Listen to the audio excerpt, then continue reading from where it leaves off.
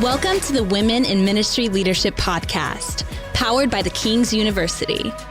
This is a conversation to encourage and validate women on their ministry journeys. Now, let's join TKU's Dr. Rhonda Davis and Julie Cole for this episode of the Women in Ministry Leadership Podcast.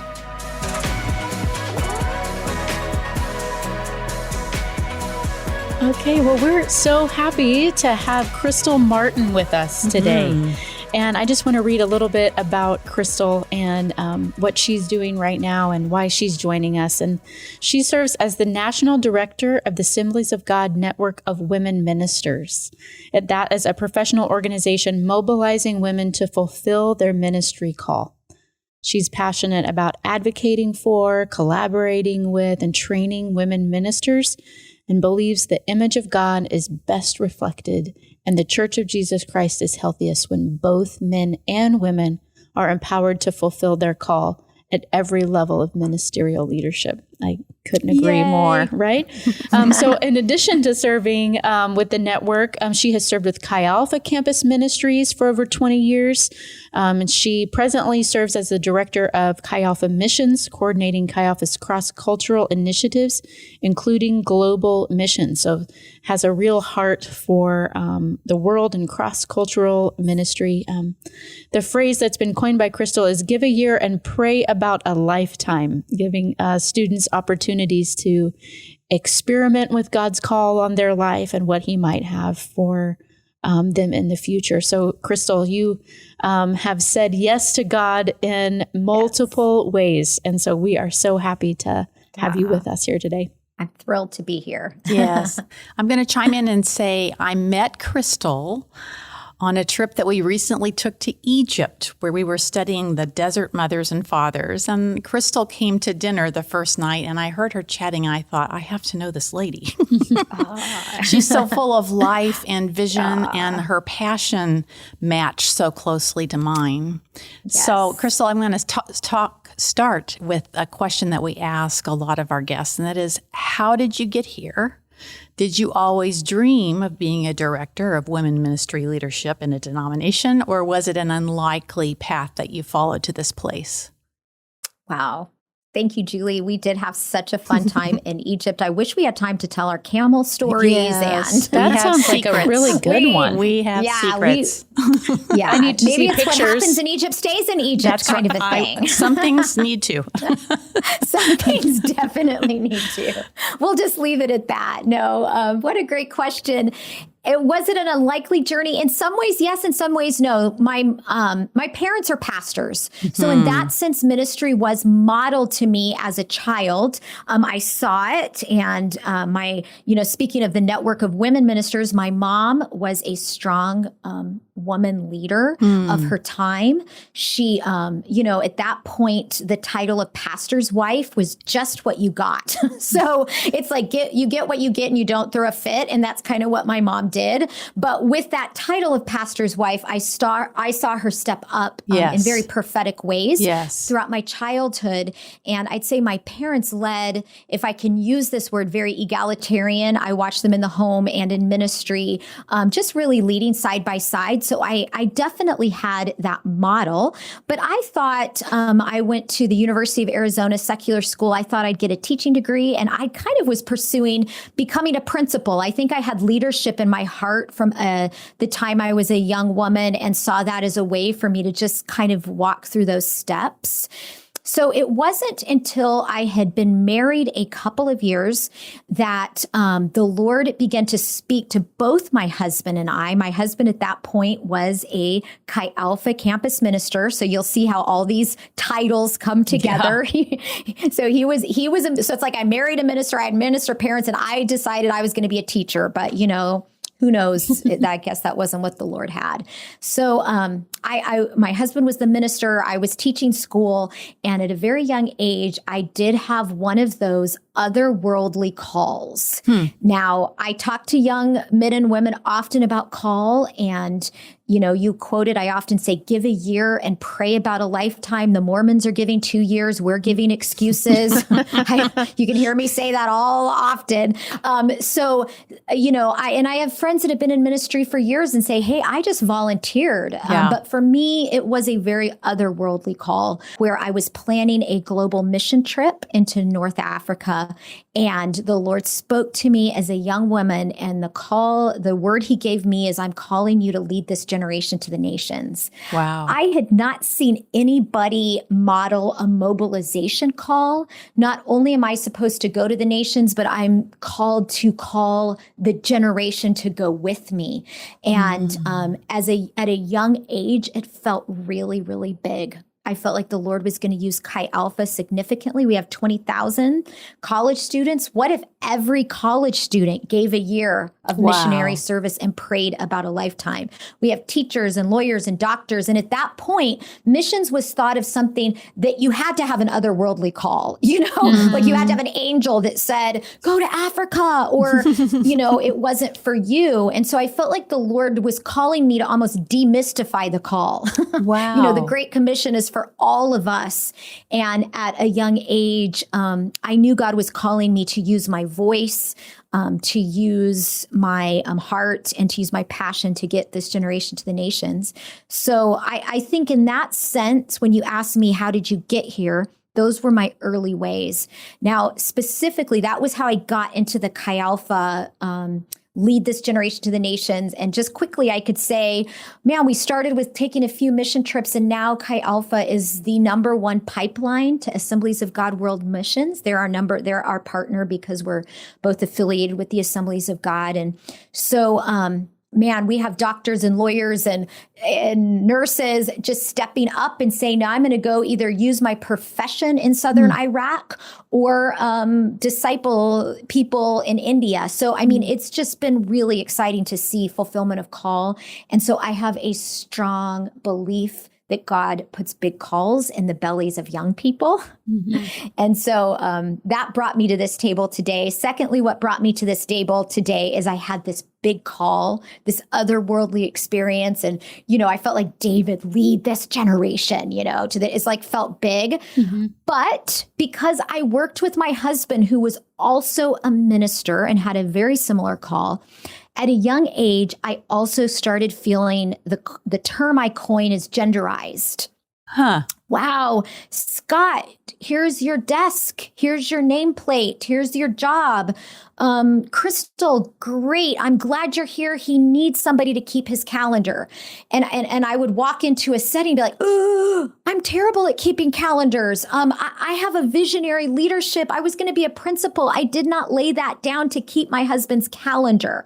And so I think at a very early age, I just started coming against this, what I would call just traditionalized, genderized roles of men and women in ministry. And although my denomination, speaks toward egalitarian or women, man, you can do anything in ministry, it was not being practiced.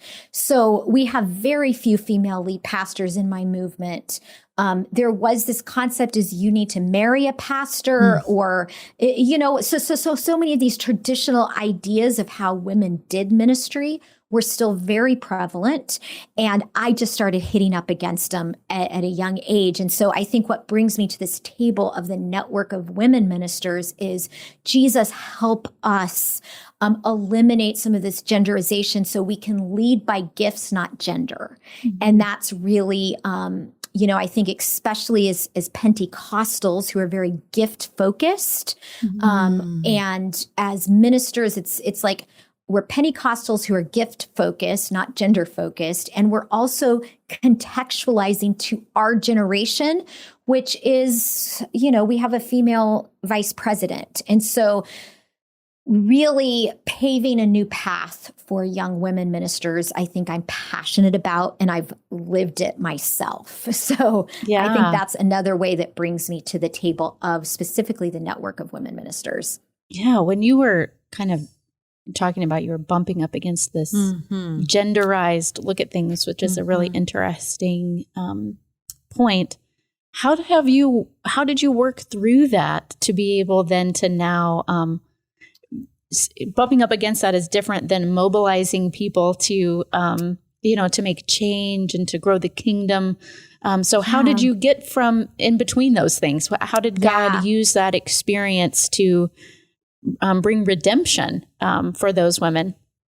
Yeah, I think at first I just started doing my job, which was my husband became the global missions director for Chi Alpha, and I just stepped into his team. So I ended up just, I wasn't his calendar keeper, but I was part of the leadership team of Chi Alpha Global Missions. And in that, I think I kept, and I don't know how the Lord gave me the kind of fortitude to do this, but when people would say, hey, I need you to keep your husband's calendar, I would just say, well, you know what? This is really where my gift set fits.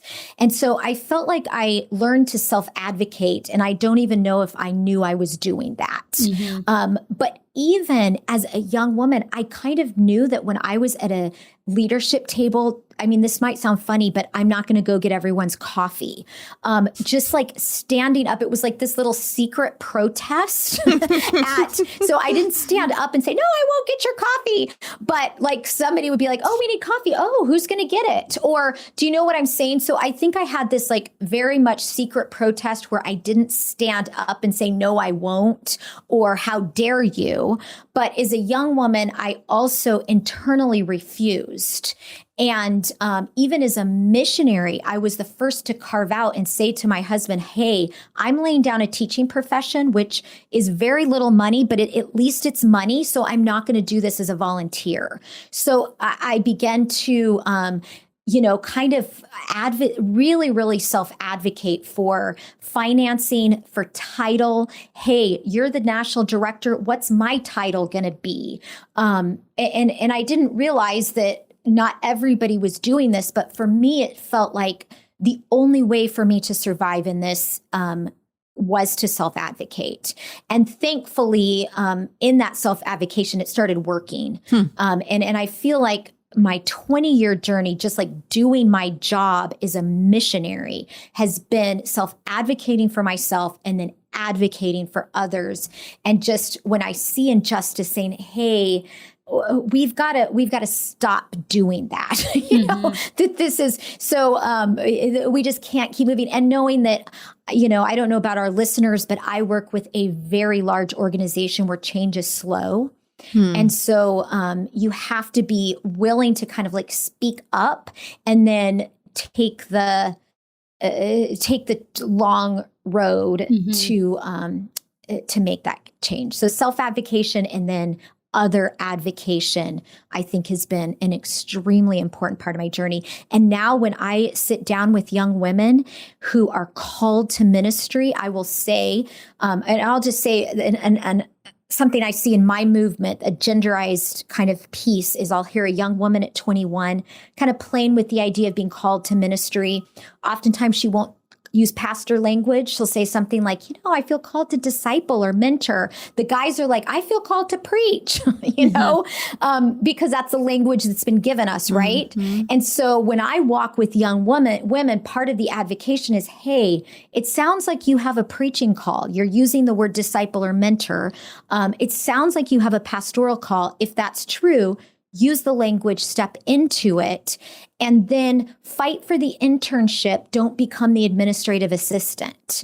And so it's like I self-advocated, and then I'm helping others advocate so that we don't continue in these genderized streams of ministry.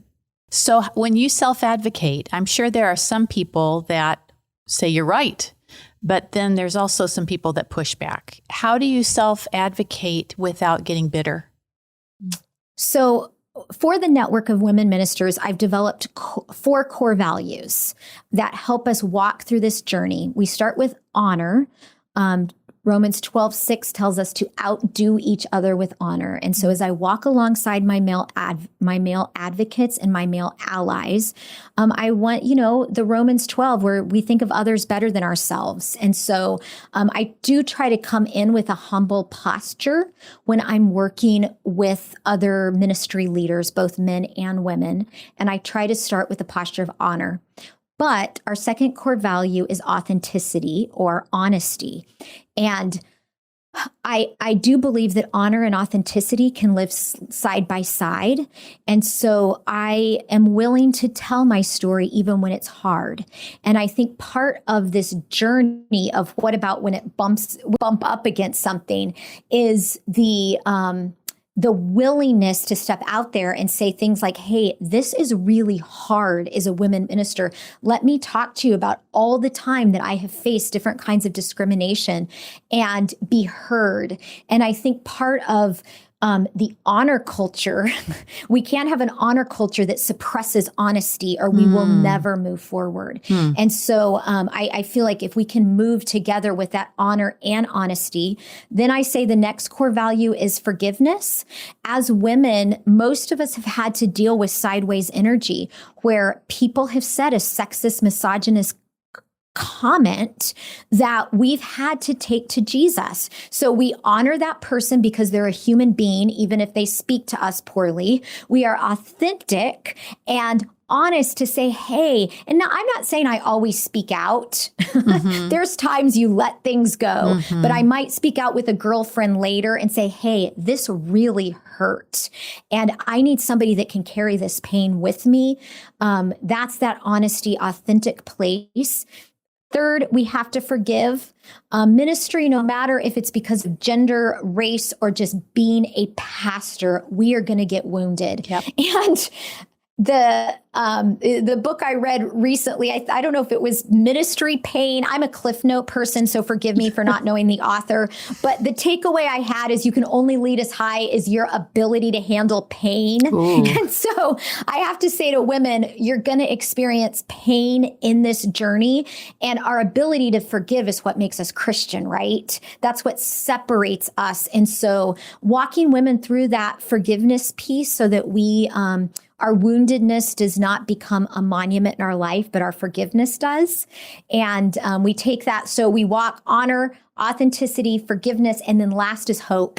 And as we begin to walk through those three first core values, I do believe our greatest days for women in ministry are ahead.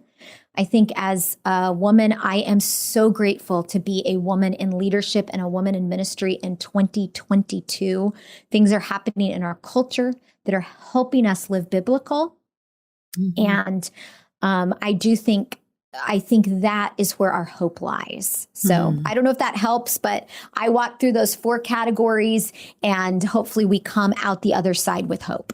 That's great. And I'm really curious as you have this just such an interesting combination of ministry and leadership to women who are called, and also to the globally, yes, cross-cultural ministry and things like that. So I'm interested to hear from you. What would you say are some of the greatest opportunities that female leaders have in front of them in light of kind of the global landscape? Are there any particular advantages you think that female leaders would have? Oh, definitely. Right now, the greatest recruiting that's going on is with our, I appreciate so much, and his name has slipped me, but he's our head commissioned officer for chaplaincy, military chaplaincy. If I was on a university, female, they have quotas within the military. And so women chaplains go really far. And so he was telling me, Crystal, if we can get women in chaplaincy, specifically, you have to have a master's of divinity. So it means you got to work hard on the front end. But chaplaincy, whether it be hospital, whether it be military, I do believe is a huge open door for women. There's lots of quotas out there in the marketplace, and it is a great way for us to mirror a lot of our business hearts and our leadership hearts and our ministry hearts. So chaplaincy is a huge, it's just like an open door. Second, I definitely think global missions. I'm interested in doing a work fairly soon in a Western Europe country that is so egalitarian. I feel like being a female minister is going to give me some contextualized advantages in the specific country that I'm hoping to be working in. So there are many parts of our country where being a woman is actually preferred. My friend worked at Georgetown University, and they were so shocked to meet a conservative female. They do not know what to do with us because honestly, so many female ministers are very progressive. They would be more in the liberal side. Yeah. And so to be more on the evangelical, not Unitarian female minister is actually such a win. And we have such a voice into our culture. So chaplaincy, global missions, I will tell you also within the church planting world, even church revitalization right now. I don't know how it is in the fellowships that those of you who are listening, but we have churches just empty, just waiting for pastors. And so I see women, maybe young married couples where many jobs now are online. So it's making the ability to travel and go to the locations a lot easier. So I see so much openness and so much space for women. We're going to have to get over those sticky floors, that self-doubt and imposter syndrome where we maybe don't see ourselves as lead pastors or don't see ourselves as lead chaplains. But I do believe if we can kind of overcome our own mental wanderings, that there are a lot of opportunities for women ministers out there. That's so encouraging. That's such an encouraging thing. Yes. I think you're right. A lot of the battlefield is in our own self, right? Our own self-talk. And so there are a lot of women stuck on sticky floors. Yes. So how have you overcome that? Or how have you helped? And can you tell us about maybe a woman that you've seen overcome that? Yeah. I wish I had something really magical. For me, in my age, in my demographic, I felt like the Lord just told me to stay because I ended up on a lot of maybe committees or different places where I felt uncomfortable. And I was like, I don't know if I belong. And oftentimes men colleagues, they don't even realize they're talking negative about women. So they're talking about pushy women and loud women. And I'm like, oh my goodness, am I pushy? Am I loud? Am I too quiet? And so this is all my back self-talk. And I just felt the Holy Spirit just ease me and say, Crystal, stay. You are who you are who I made you to be. You're exactly what this table needs. I wish the negative self-talk would have gone away quicker, easy. Many times I would be in a meeting and I'd have that imposter syndrome. I don't know if I belong here. Am I prepared enough? Are people thinking I'm too pushy or too not talking enough? Just all that negative self-talk. And I do remember one time I was walking in and I was leading a new table. So when you lead a table, you control the minutes, you control I was making the plan, and all that imposter syndrome was coming into my head, that self-doubt. And I felt like the Lord speak to me and he said, Crystal, I need a grown-up in the room. Kids are allowed to not know who they are, but I need a woman, not a little girl. And if I called you, then I equipped you to sit in that chair. And I must have just needed that harsh word from Jesus, like that, kind of mama voice from the Lord saying, stop it. You are a grown woman. Step into that chair. I called you. And can I tell you, that broke something off of me. Now, it's only been about 2 years, which means I had 20 years of battling these, kind of imposter syndrome. But I do think God spoke that to me, and the confidence to just step in. Yeah. God made me. I don't have to prove to anyone, just the things we would tell everybody, not even in a genderized scenario, are true in this kind of a situation. So anyway, I wish I had something more magical. For me, it was staying.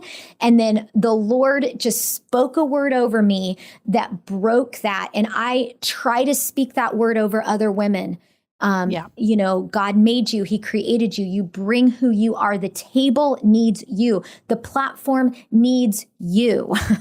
And prayerfully, that'll start breaking those negative voices in our head. Yeah, I think that's pretty powerful. It may not be magical, but it's powerful when you get a direct word like that from the Lord. Yes. Who I hear you championing the voice of young women. Was there anyone in particular that really came alongside you and championed you along the way? Yeah. None of us get where we are alone, right? Right. And I've had so many, both men and women in my life. I remember my director of Chi Alpha. My husband was on the lead team and he was just like, I need a woman on this team and you're ready for it. And so, you know, being ready, sometimes you're asked because you are a woman, and being ready for it. So I would say I've had those people, that have been those champions. And then I've had those people that have been advocates that have really stood in the gap for me. Dr. Beth Grant, she's the director of Project Rescue and was the very first woman to be elected onto the Assemblies of God Executive Presbytery. She has been a mentor throughout my journey. And she's honest with me. You know, she'll sit with me. I remember one time I preached at a large church and I preached on Deborah. And afterwards she said, Crystal, you know, when you preach to a male-female audience, you want to make sure and use as many men characters as possible. You know, just trying to help me not constantly be thinking a woman's audience. So she's mentored me in the fact she's given me railroad tracks to run on and open doors for me. So I've had both male champions and then women who have opened doors and set and built platforms for me. And so I love using the biblical analogy of Mary and Elizabeth. Elizabeth, the older, Mary with the greater gift. And when Mary left her time with Elizabeth, it said she went out and sang a prophetic song. And as an older woman, I always want the Marys in my life to leave with a prophetic song in their heart, not because of what I said, but because of what I saw. Elizabeth saw what God was doing in Mary. And then as an Elizabeth, also just being really secure in who I am and the call on my life. So I love those two biblical characters to kind of help us envision multi-generational mentoring. Well, talk to us about how people can reach you and what you're up to at this point in your life. Yeah, thank you. So we would love to invite all of your audience to follow us on the Network of Women Ministers. We have a website and multiple podcasts. You can find us either by just Googling Network of Women Ministers. You can put that into Facebook or Instagram. AG Women Ministers also. So A is in Apple, G is in God. Women Ministers is another kind of handle. That's our Instagram.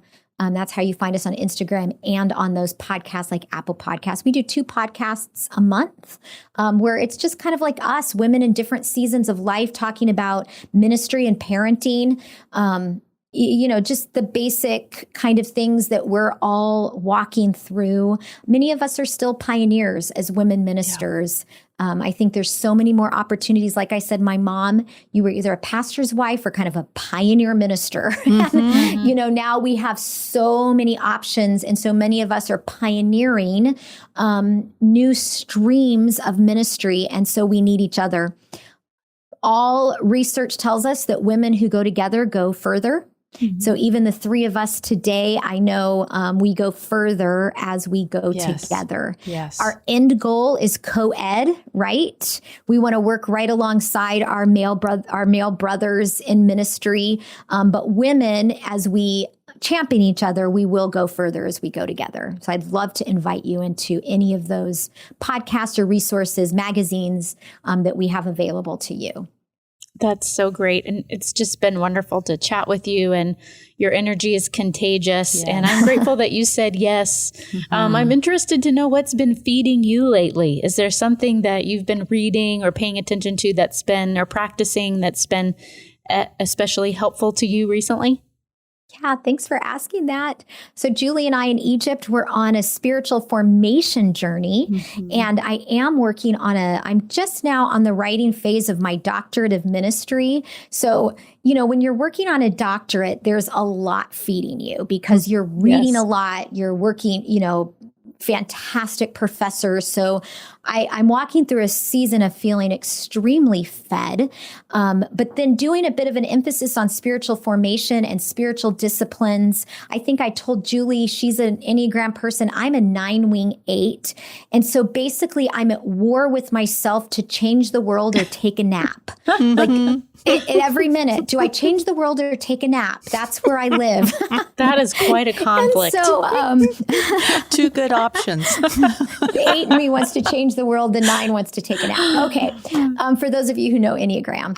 But so the spiritual disciplines have been really great. I've been reading Matthew the Poor, of all the things, these Orthodox ministers that just really have kind of mastered loving God. Their identity is not an issue because they live in caves. Yeah. And they're not venerated till after they die. So all of these identity issues that we have as far as what stages we're going to be on, what titles we're going to have, they don't worry about that till after they're dead. And so I have been fed by these spiritual mothers and fathers who have no care about platform, and their number one objective is finding and knowing God. Yeah. And at this point in my life, it's been very refreshing. Yeah. Don't you wish, I'm sure people well-meaning tried to tell me that, as I was just getting started, and that sounded so cliche.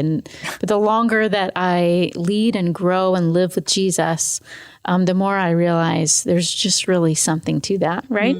Yeah. The closer we are to him, the closer we are to each other. Totally. He's not going to let us miss out on our purpose, right? Well, Exactly. Crystal, it has been wonderful to chat with you. Thank you for spending some time with us. I encourage any of our listeners to reach out and get connected. We are always better when we're together. So I just thank you for this time. And thanks for listening. And if you have enjoyed our conversation, we're going to keep having them. So just click subscribe, and we'd love to stay connected with you as we continue to journey together as women in ministry leadership.